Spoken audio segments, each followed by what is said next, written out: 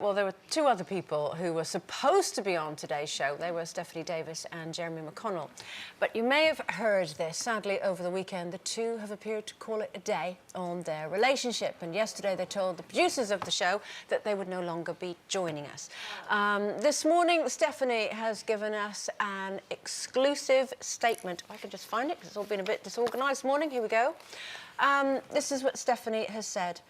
I'm really sad not to be able to come into the show today and see all of you loose women. Everything has changed for me over the weekend.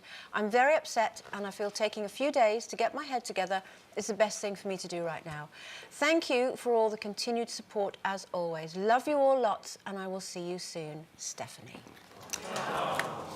Do you know, it is an R. I know it was all very controversial and they hadn't been together very long, but when you see love's young dream die, it's sad, isn't it? It's really sad, yeah. And I think the thing is, what people forget is, because a lot of people say, oh, for goodness sake, you know, they were only together 2 weeks or whatever. Yeah. The thing is, they were together over 4 weeks in that house, and I've been in that house, and every aspect of it is heightened. You know, one day feels like a week.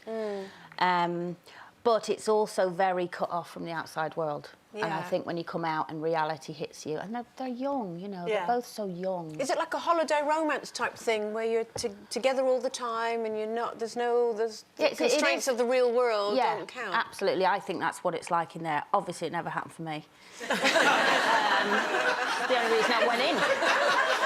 I think you form friendships. It's like when I did I'm a Celebrity, Get Me Out of It. You have your certain friends that you sort of stick to all the time and that you know you're safe with and that are sort of watching your back and everything. She really, when I was talking to her, reminds me of a young Kerry Katona when I met Kerry all those years ago. She just wants to be loved and she grabs it straight away and it's like, please love me, please love me.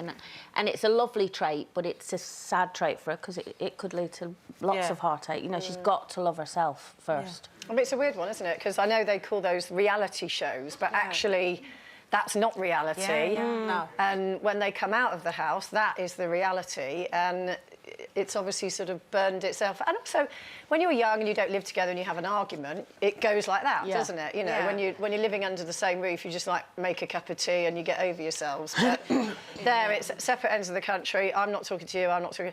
I mean, maybe it was slightly unwise to do the OK photo shoot declaring their love for each other quite so quickly because of course now they're looking a little bit like they've got egg on their faces, but I'm sure there's more to this and maybe maybe when it all settles down. It's quite hard having a breakup in the public eye. She's also very talented, so hopefully she'll concentrate more on her work now and get herself a nice job, musical theatre or something. And also, we have to say as well that we've heard from Jeremy. Jeremy's rep gave the following statement. He said, Jeremy cares really deeply for Steph. However, the pressure of the relationship was just too much. He really wishes it could have worked out and he wishes Steph the very best for the future. And as do we, Stephanie. For more Loose Women action, click here. And I'd subscribe if I were you. It's totally free and it means you'll be kept up to date with new videos and exclusive YouTube content. And then we saw this relationship building with Jeremy, or Jez, as he became known.